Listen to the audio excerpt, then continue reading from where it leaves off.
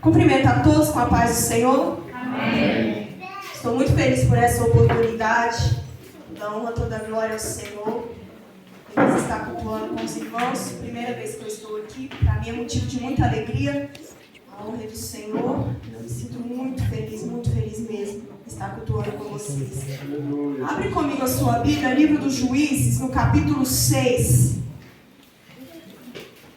versículo 7. Como é gostoso sentir a presença do Senhor. Juízes 6, capítulo 6, versículo 7.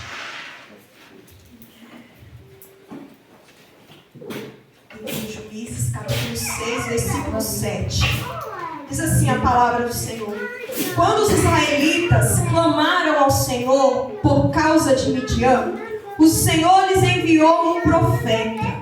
Versículo 14. Então o Senhor se voltou para ele e disse: vá com a força que você tem e liberte Israel dos midianitas. Sou eu quem o envia. Se assenta glorificando o nome do Senhor nessa noite.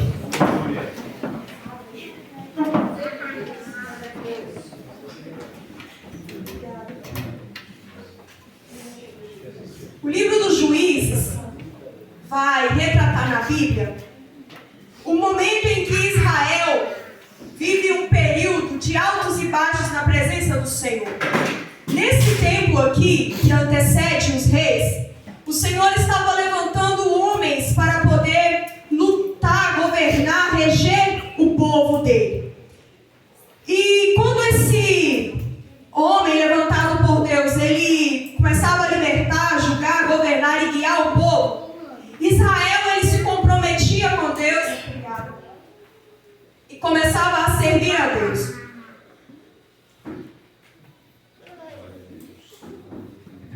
Só que, de tempos em tempos, o ciclo se repetia na vida daquele povo.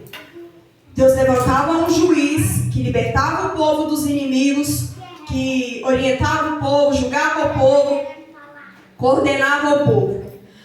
Passado algum tempo, aquele juiz morria e então o povo voltava a se rebelar contra Deus. O povo se esquecia do que havia sido ordenado por Deus, parava de obedecer a Deus. E aí Israel entrou num ciclo de altos e baixos, um declínio espiritual que levava eles a cair nas mãos do inimigo.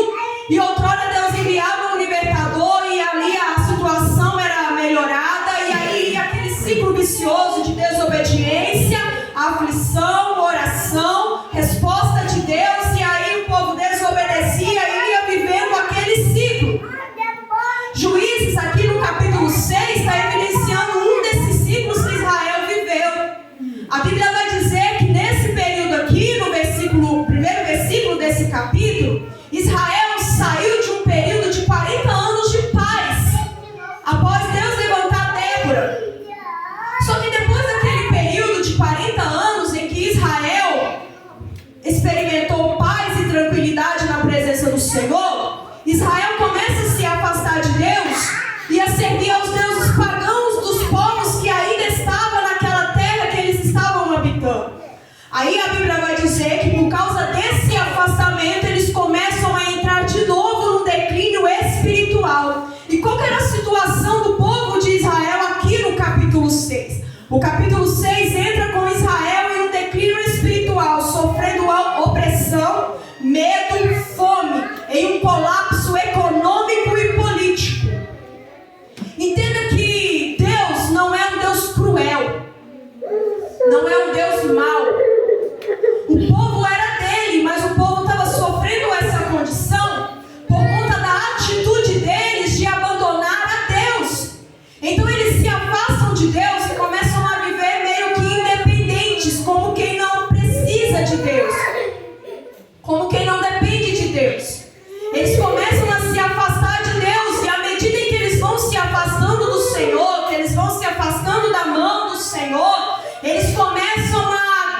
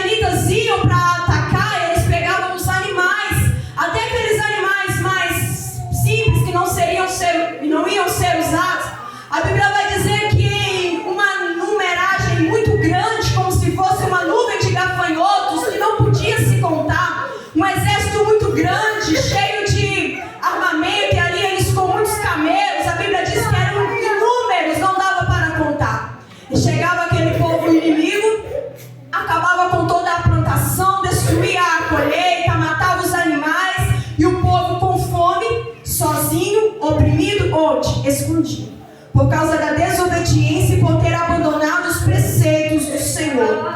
Quantas vezes nos dias de hoje alguém está sofrendo por negar a presença de Deus, por uma desobediência que Deus, repetidas vezes, já segurou a mão, trouxe de volta para a presença, trouxe de volta para o altar, mas assim como o povo de Israel vivia esse ciclo vicioso de declínio espiritual, quantas vezes nos dias de hoje alguém também vive esse declínio espiritual, não consegue se firmar na presença, não consegue entender a dependência de Deus, e aí vive uma vida de opressão, de medo, de fome, em um colapso interior espiritual que ninguém dá jeito, e aí o inimigo se anda, faz o que quer por falta de ter a presença de Deus.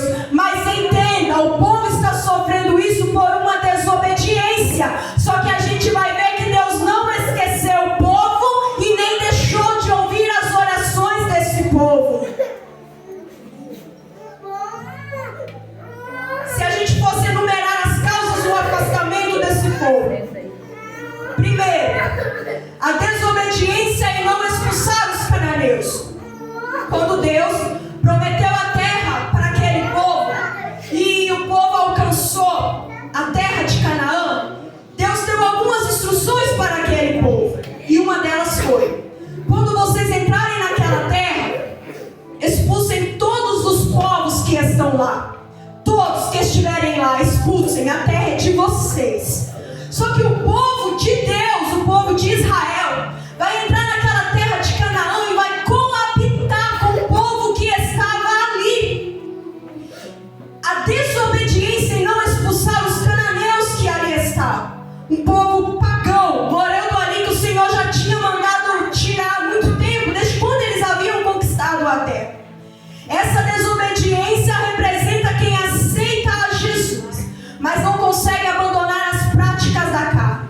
Aceita a Cristo, quer a presença, mas não abre mão das velhas práticas.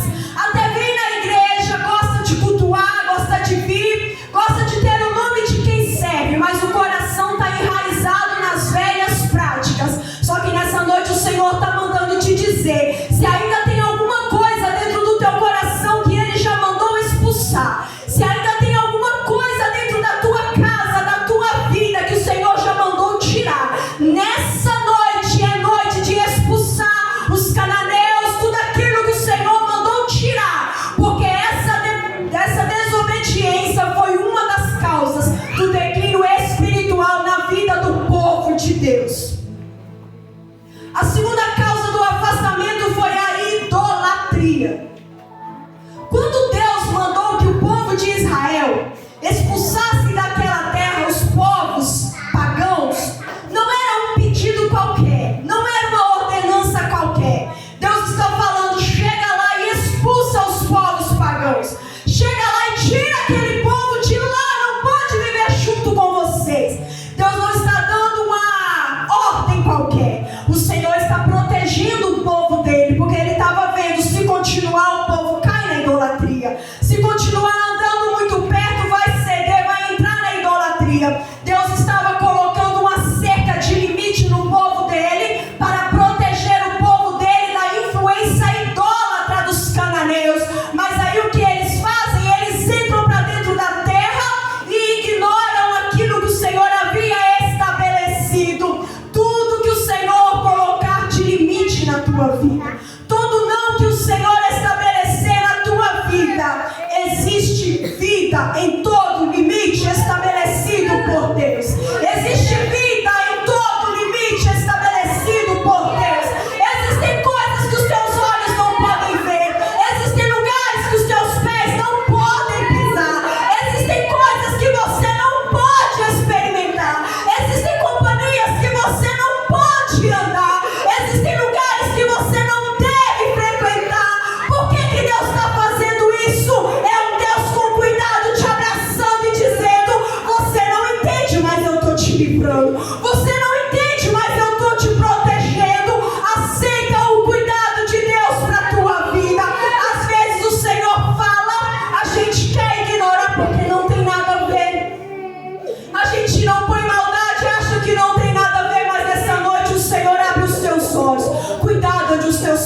tristeza. Cuidado que os teus olhos veem. Cuidado o que você tem falado. Isso é coisa de Cananeu. O povo de Israel não pode. Cananeu até vai, o povo de Deus não vai. Cananeu até fala, o povo de Deus não fala. Cananeu canta isso, o povo de Deus não canta. Você tem que entender, precisa haver uma diferença entre quem serve ao Deus dos deuses e os cananeus que ainda estão sendo pagãos. A terceira causa de afastamento foi a aliança indevida. Além do povo não expulsar, além do povo de Israel não expulsar o povo cananeu, eles começaram a se casar com os cananeus. E aqui a Bíblia traz para nós uma lição: cuidado com as alianças indevidas. Cuidado com as alianças que Deus não aprova. Cuidado com os contatos que não fazem parte da vontade de Deus. Para Israel não tinha nada a ver. Que ameaça os cananeus poderiam oferecer para Israel? Eles estão olhando e pensando assim: a gente é mais forte, o Senhor já deu a terra, nós pertencemos a Deus. Eles olhavam e não viam maldade, mas o Senhor abre os nossos olhos. Cuidado com as alianças indevidas que Deus já mandou cortar há muito tempo e a gente continua postergando. Cuidado com quem se aproxima da sua vida e Deus já mandou afastar há muito tempo. Cuidado com quem anda se aproximando demais, entrando na tua casa, fazendo parte da tua mesa, e o Senhor está abrindo os teus olhos nessa noite, dizendo: toma cuidado. Toma cuidado com quem se aproxima como quem não quer nada, como uma amizade que não quer nada e o inimigo está usando para tentar te tirar da presença. Toma cuidado com os cananeus. O quarto motivo do afastamento de Israel da presença de Deus foi o fato de não ouvirem os juízes. Foi um povo desobediente.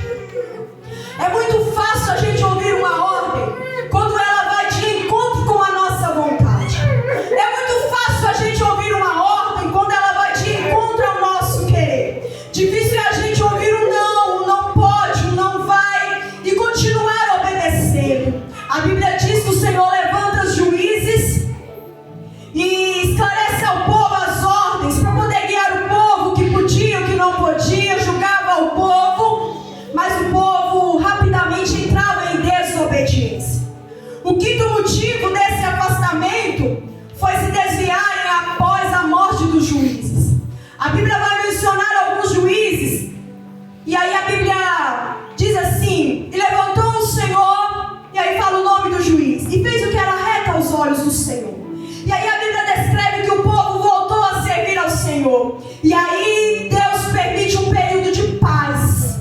Nesse meio tempo, aquele juiz que o Senhor levantou, ele morre.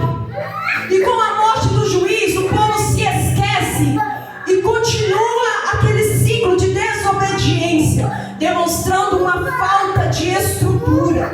Você não serve a Deus porque alguém te empurra. Você não serve a Deus porque alguém te obriga a vir na igreja. Você não serve a Deus porque alguém que exerce ordem ou autoridade sobre você te trouxe arrastado contra a sua vontade aqui para a igreja.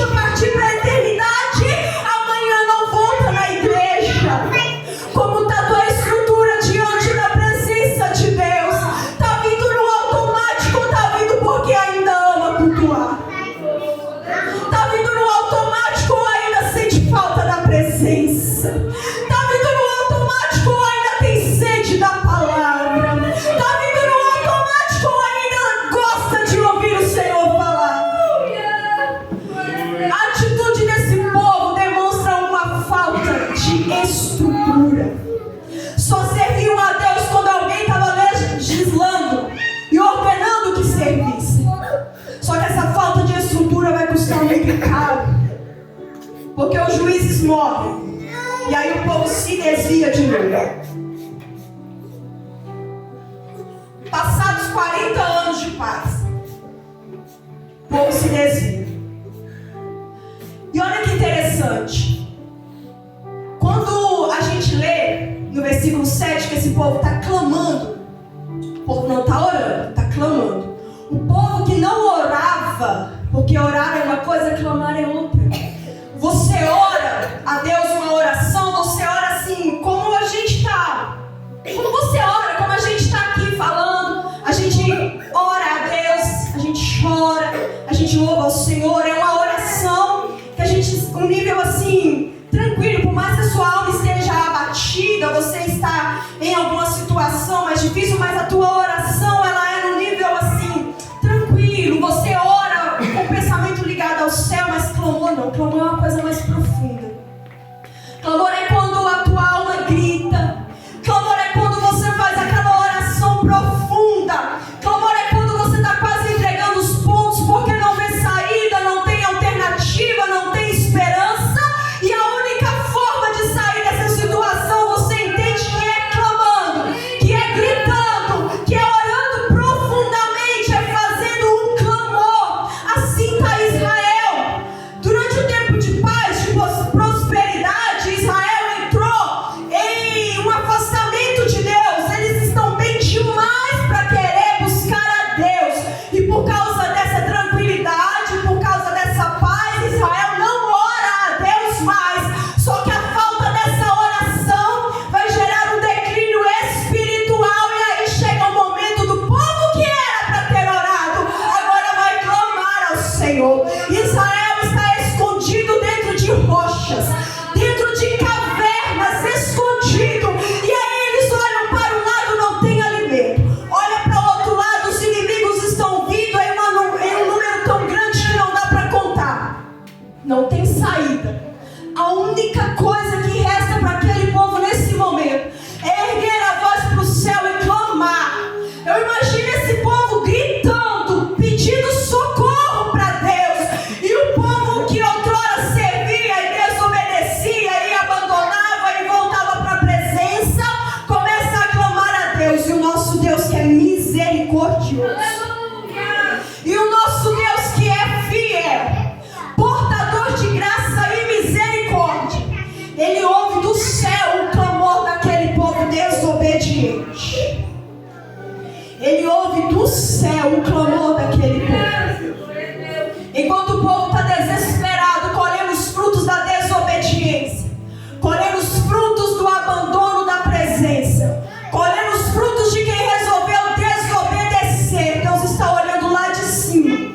E cheio de misericórdia, Ele ouve oração por oração. Ele ouve clamor por clamor daquele povo. E aí a Bíblia vai dizer que Ele vai levantar um para livrar aquele povo das mãos do inimigo. E aí o Senhor encontra Gideão malhando trigo no lagar. Para malhar o trigo, era malhado numa eira, talvez no alto de uma colina onde tivesse espaço suficiente. Precisava de muito espaço para malhar o trigo. E o lagar era lugar de prensar uvas. De acordo com a história, esse lagar era tipo que um tanque de 3 metros quadrados, mais ou menos, cavado numa rocha. E aquele pequeno quadrado servia ali para pisar as uvas. Só que Gideão, ele está malhando trigo dentro desse lagar. Agora entenda o contexto. A condição de Gideão é totalmente desfavorável. O fato dele malhar trigo dentro do lagar implica, primeiro, era pouco trigo. Se para malhar trigo precisava de uma eira grande no alto de uma colina, e ele está dentro de um lagar de 3 metros quadrados, primeiro a gente entende, era pouco trigo. Até porque o povo inimigo já tinha vindo saqueado, acabado com a colheita, com a plantação, tudo. O restinho que tinha está ali naquele lagar para ser malhado. O fato dele estar malhando trigo no lagar evidencia humilhação e necessidade. necessidade. Humilhação porque ele não podia ir para a eira, ele não podia ir para o alto de uma colina, para um terreiro grande para poder malhar esse trigo. Porque se os inimigos vissem, levavam o trigo e ainda tentariam matar ele. Porque nesse contexto aqui, povo inimigo, os moabitas, amalequitas e os demais povos do Oriente estão atacando Israel para tentar extinguir o povo de Deus, para tentar matar, acabar com o povo de Deus, ou pela fome ou pela espada. Então eles levam tudo que é alimento embora, e quem eles encontrar, eles estão matando. O negócio é acabar com o povo de Israel. E aí, Gideão, nesse contexto, ele está escondido para malhar o pouco de trigo que ele ainda tem. Além da humilhação, a necessidade. Eles tinham necessidade de se alimentar. Era o que ele tinha, ele precisava dar um jeito. E aí ele está ali naquele lagar, malhando o trigo, e aí um anjo aparece para ele. O anjo do Senhor aparece para Gideão. Perceba que o anjo não apareceu para quem estava escondido na caverna. Não apareceu para quem estava escondido entre as rochas. Ele apareceu para quem estava arriscando a vida por um pouco de trigo. E aí quando a gente vai ver Gideão conversar com o anjo, a gente vai perceber que Gideão, naquele contexto, ele era diferente. Primeiro que ele começa a falar com o anjo, e aí ele vai dizer, meu Senhor, denotando aqui alguém que serve. Então a gente subentende pela conversa dele com o anjo do Senhor, que a atitude dele não era igual àquele povo ou aos pais dele, porque o pai dele inclusive servia a Baal, que estava servindo a outros deuses. Ele ainda permaneceu dentro de si o respeito, o temor e a servidão. E aí ele vai dirigir aquele anjo do Senhor dizendo, meu Senhor. E aí ele continua falando da sua indignação, e ele vai dizendo como ele se sentia diante daquilo. E ele diz assim, foi o Senhor que tirou os nossos pais lá do Egito, como quem diz. Eu conheço o que o Senhor fez. Eu sei do que o Senhor pode fazer. Olha aí a opressão desse povo. Não dá para ficar assim, já não tem jeito mais. Uma característica interessante de Gideão é ele sentir a dor que Deus estava sentindo. Acha mesmo que Deus estava feliz com a opressão que aquele povo estava sofrendo? Embora desobedientes, o Senhor deu um livre-arbítrio e eles estavam colhendo o fruto da desobediência. Mas ao invés de Gideão ali com rancor, se revoltar contra Deus, ou então não sentir a dor que aquele povo estava sentindo, ele então começa a questionar a Deus, Senhor, foi o Senhor que tirou os nossos pais lá do Egito. Olha como o povo está, olha a situação que a gente está. Gideão está sentindo dentro do seu coração a dor que Deus está sentindo.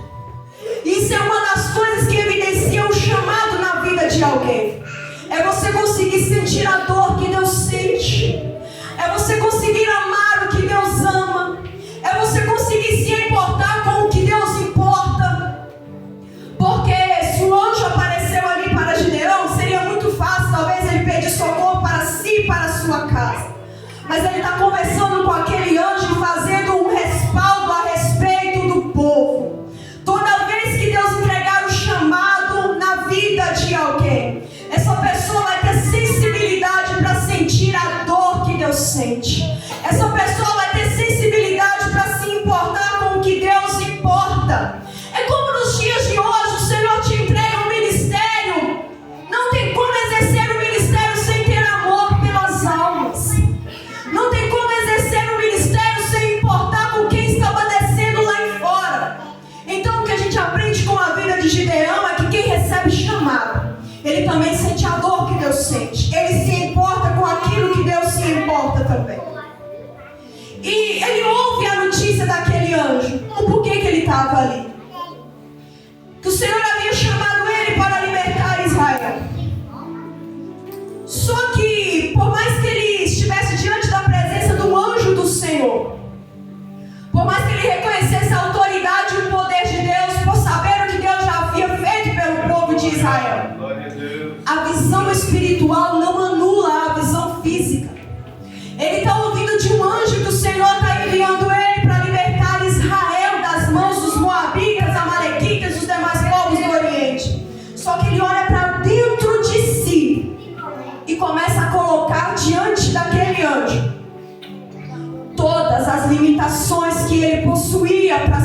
salto.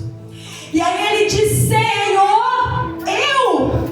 o menor da minha casa, ele era da tribo de Manassés, o menor da minha casa, e ainda se eu não fosse o menor, sabe de outra coisa? A minha família é a menos, que tem menos recursos, é a mais pobre de todos esses povos, de todas essas tribos. A gente não tem condição, e ainda que tivesse, olha para dentro da minha casa, eu sou o menor. Só que por mais que a visão espiritual não anule a visão física, a nossa visão física e as nossas desculpas nunca serão impedimento para o Senhor usar as nossas vidas. Gideão está acreditando que Deus pode usar qualquer um, porque ele sabe que o socorro vai vir do Senhor, mas ele não consegue acreditar que Deus vai usar ele, porque ele está olhando para dentro de si e não encontra dentro de si capacidade alguma para ser alistado. Só que a ordem já foi dada no céu. Deus escolheu Gideão e é ele quem vai libertar o povo de Israel. Gideão não é o primeiro nem o único na Bíblia que se sente incapaz. A Bíblia diz que quando Deus vai falar para Moisés libertar o povo da escravidão, Moisés fala para Deus: Senhor, mas eu, homem pesado de língua, e aí ele começa a contender com Deus para Deus chamar outro. Jeremias, quando ele está falando com Deus no capítulo 1 do livro de Jeremias, ele diz assim: Senhor, eu não sei falar, eu sou como uma criança. E Deus vai responder a ele: olha, Jeremias, não diga isso. Onde eu te enviar, tu irás, e tudo que eu mandar, tu dirás. O Senhor está dizendo nessa noite ao nosso coração: quando ele decide chamar a gente, não tem impedimento físico, não tem impedimento material nem financeiro. Se nessa noite o Senhor chama no teu nome, não apresenta desculpas diante dele. Quando o Senhor envia o anjo para anunciar a Gideão que ele libertaria o povo, Gideão está olhando para dentro de si. E eu imagino Deus no céu, quem sabe, de forma figurativa, olhando para uma agenda, para um papel onde ele já traçou o plano todinho. E quem sabe o Senhor poderia responder para Gideão: Gideão, o teu recurso não vai fazer falta. Gideão, não tem problema em composição, você ocupa dentro da tua casa. Gideão, não tem problema em qual lugar você mora. Gideão, não tem problema de onde você veio. O projeto é do Senhor. Tudo que ele precisava fazer era aceitar aquilo que o Senhor estava propondo na vida dele. E aí ele vai fazer um teste com o Senhor após aquela conversa. E aí ele vai pedir: espera aí um pouquinho. Ele fala com o anjo do Senhor: fique aqui, eu vou preparar algo. E o anjo responde para ele que permaneceria até ele retornar. Aí a Bíblia diz que ele vai em casa, ele prepara um cabrito e pão sem fermento para apresentar diante do anjo do Senhor. Aí a Bíblia diz que ele chega com aquele cesto de carne, o caldo e o pão sem fermento, para oferecer diante daquele anjo do Senhor. Uma oferta àquele anjo do Senhor. A Bíblia diz que o anjo, ao tocar a vara naquela oferta que foi colocada sobre a rocha, aquela oferta queimada por um fogo. Agora entenda o simbolismo dessa oferta que Gideão está oferecendo. Não é qualquer oferta. Primeiro ele oferece um cabrito, um animal que foi morto para ser sacrificado e oferecido ali. Esse animal, a parte de sangue do animal, tanto que para expiação de pecado, matava-se um animal e espargia o sangue. O sangue simboliza vida na Bíblia. Então aquele cabrito, aquele animal que foi morto, o sangue dele simboliza vida. Já o pão sem fermento na Bíblia representa algo com pureza, sem aparência. Tanto que na lei das ofertas era errado, era proibido oferecer um pão com fermento. A gente vai ler na Bíblia as instruções do Senhor que era para fazer o pão e não colocar fermento nele. Porque fermento na Bíblia fala de aparência, fala de hipocrisia. O fermento ele aumenta a massa e faz parecer ser o que não é. Só que entenda que esse sacrifício, essa oferta de Gideão aqui, ela foi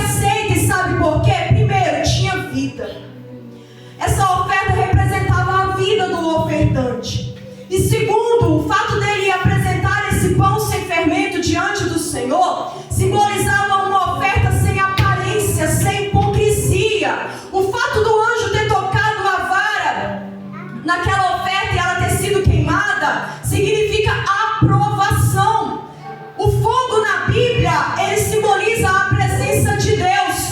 E toda vez que Deus mandava fogo sobre um altar preparado para ele, logo era entendido que ele recebeu aquele altar. Então Deus recebeu a oferta que Gideão estava propondo naquele dia. E aí o Senhor traz uma aplicação para a nossa vida. Primeiro, para colocar no altar precisa ter vida. Não dá para vir oferecer a Deus uma coisa morna de qualquer jeito. Quando ele oferece aquele cabrito ali, aquela vida que ele tirou ali para poder oferecer, a parte do sangue simboliza vida. O Senhor está aprovando a oferta e dizendo para ter aprovação, para receber fogo, para receber presença.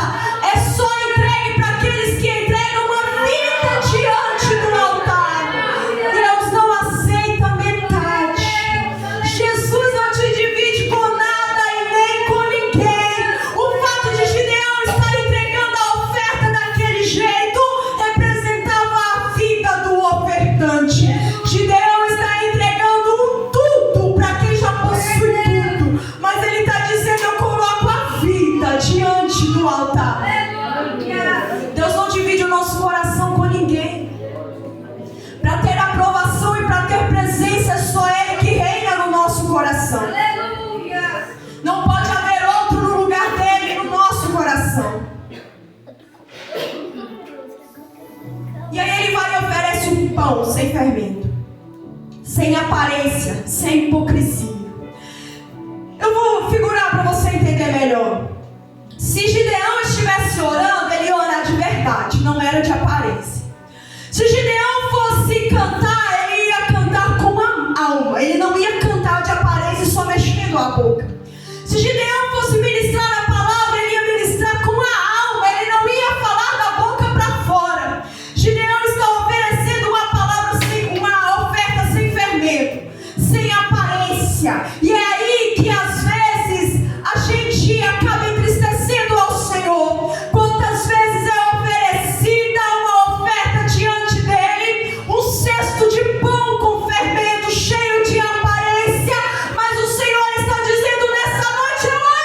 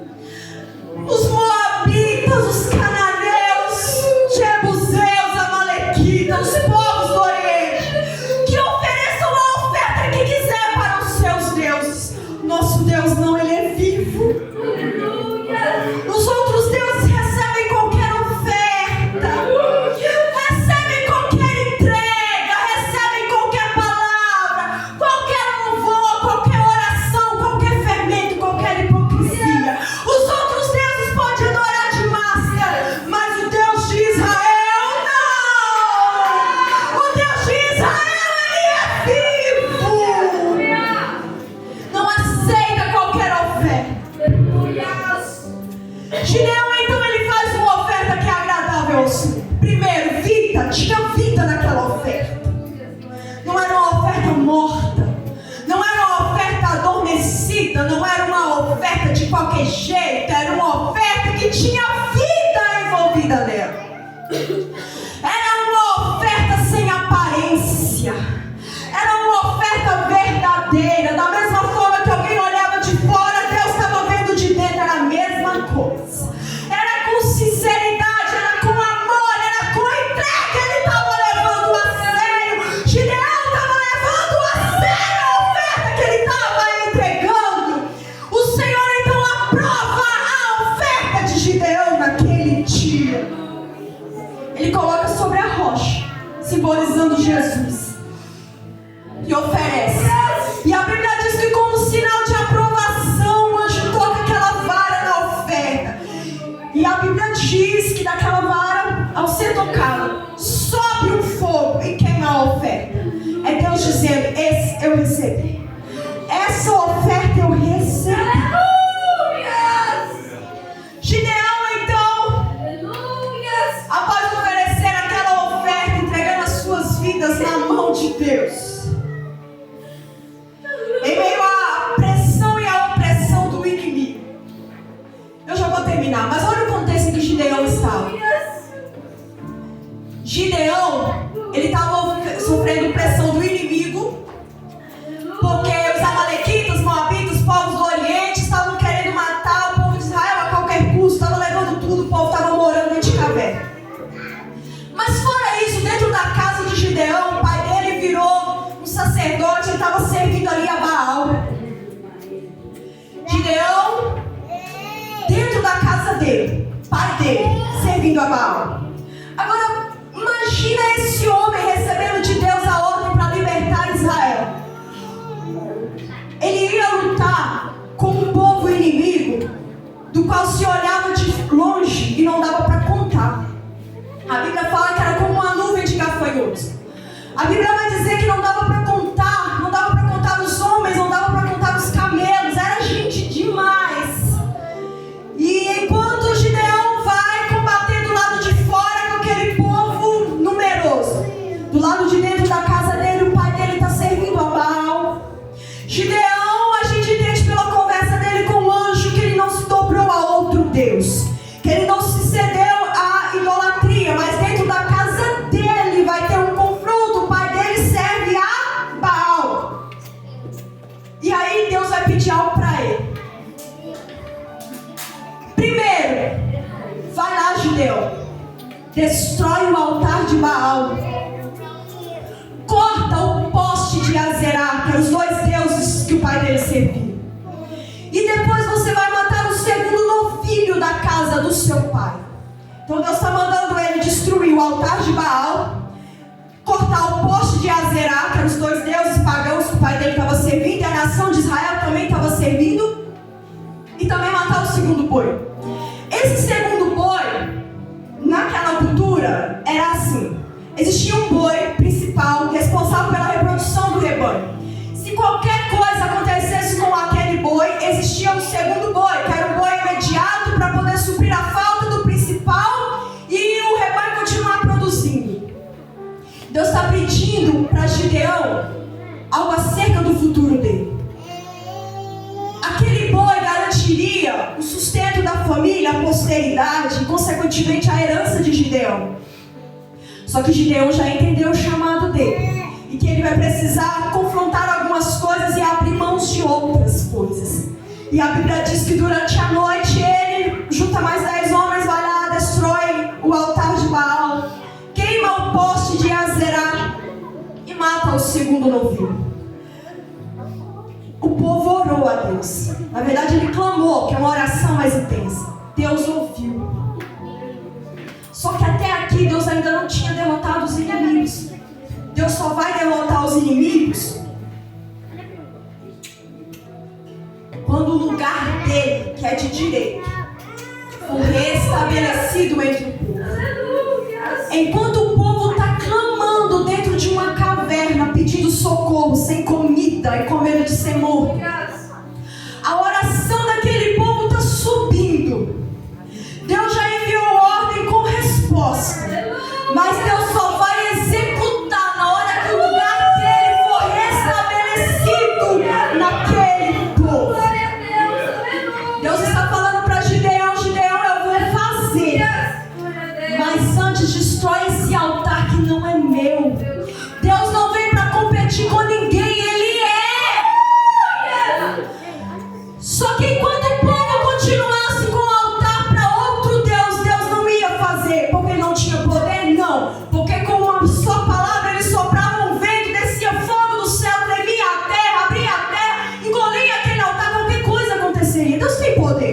Só que o povo precisava entender que para Deus livrar, que para Deus fazer, o povo precisava lembrar que é necessário tirar, destronar algumas coisas do altar e devolver o altar com exclusividade para Deus.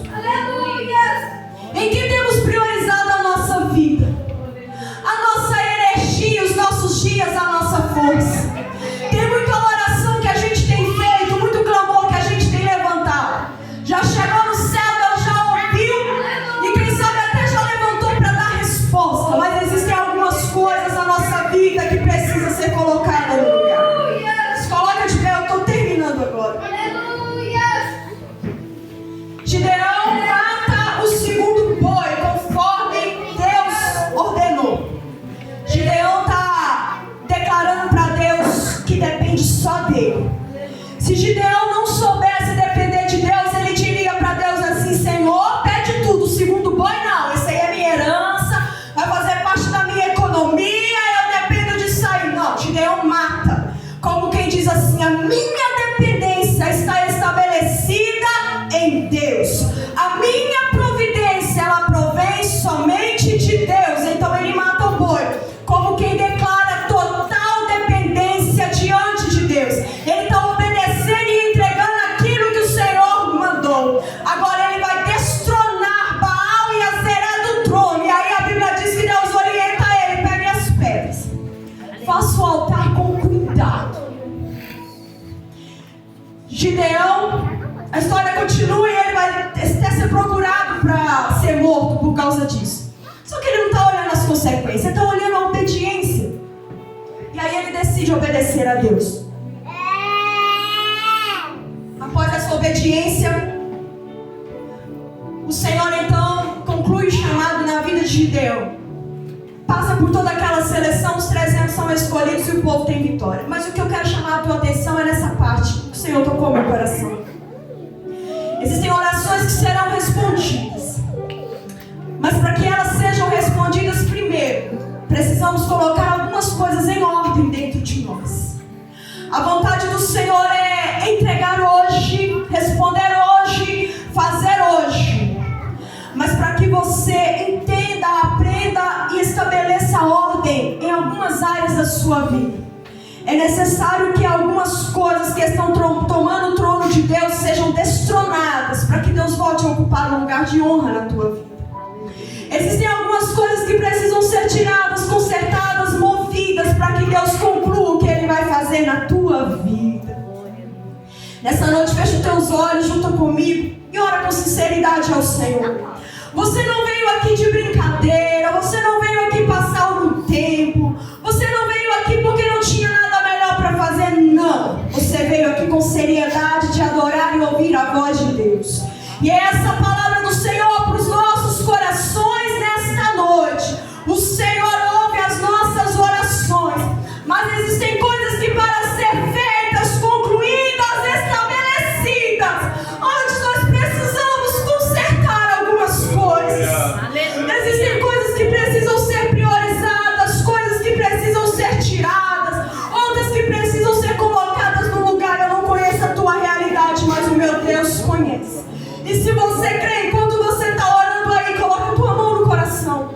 E se você crê, enquanto você está orando aí, o Espírito Santo toca na tua mente, vai fazer te lembrar de coisas que precisam ser mudadas, mexidas, realocadas. Enquanto você ora em sinceridade, o Senhor vai te fazer sentir a respeito de coisas que não estão boas do jeito que está. Coisas que têm atrapalhado, impedido ou atrasado o agir de Deus.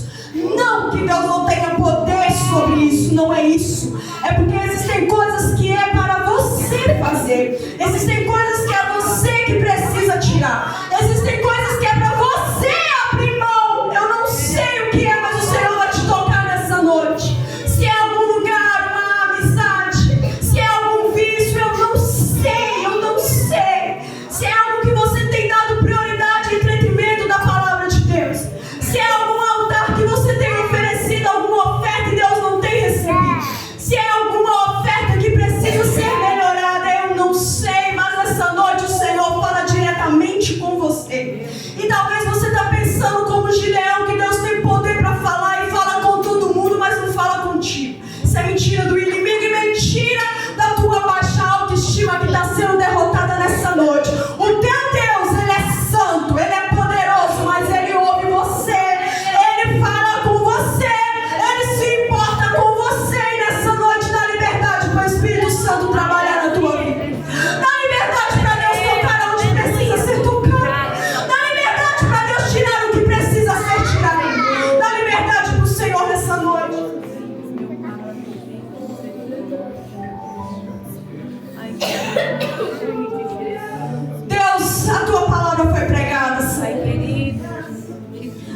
glorificamos o teu nome por esse banquete. Ah, como o Senhor é fiel. Como tu és maravilhoso, Jesus. Tua palavra diz que o Senhor corrige a quem ama. Como é bom nos sentir amados por ti. Porque outrora, se o Senhor já tivesse aberto mão de nós, eu entendo que isso eu nem se importaria em falar. Mas o Senhor é um Pai amoroso que pega no colo, abraça e corrige. Porque o Senhor nos ama. Ah, que amor maravilhoso esse teu amor, Senhor. Esse amor nos constrange, pois não merecemos, mas ainda assim o Senhor nos ama. Ah, Senhor, é a tua misericórdia. Ai de nós se não fosse a tua misericórdia. Porque não merecíamos estar aqui, mas a tua graça nos alcançou. Nós te glorificamos, seja exaltado o teu nome. Pai, à luz da tua palavra, nós denunciamos, Senhor, tronos ocupados que não são por ti. Nós destronamos, Deus, tudo aquilo que está no trono do nosso coração e que não diz respeito ao Senhor. Tudo aquilo, Pai, que está tomando o lugar do teu agir, da tua presença, da tua manifestação na nossa vida, Pai. Nós decretamos nessa noite em nome de Jesus. Em nome de Jesus. Seja destronado agora do trono do nosso coração tudo aquilo que não é teu e não te pertence, Jesus. Declaramos nessa noite em alto e bom som para o inferno ouvir. Aqui só tem lugar para a presença dele. O trono é dele, nós queremos ver. O trono pertence a ti, Jesus, e a mais ninguém. O lugar é teu e ninguém vai tomar, Senhor. Tenha liberdade em nossos corações, assuma um lugar de honra, Jesus. E não saia nunca mais, porque nós dependemos da tua presença, nós dependemos, Senhor, da tua presença na nossa vida. Aleluia. Pedimos ao Senhor, acusa na nossa consciência a respeito da oferta que temos oferecido no teu altar. Senhor, que nada nos impeça, Pai, de orar e a nossa oração chegar a ti.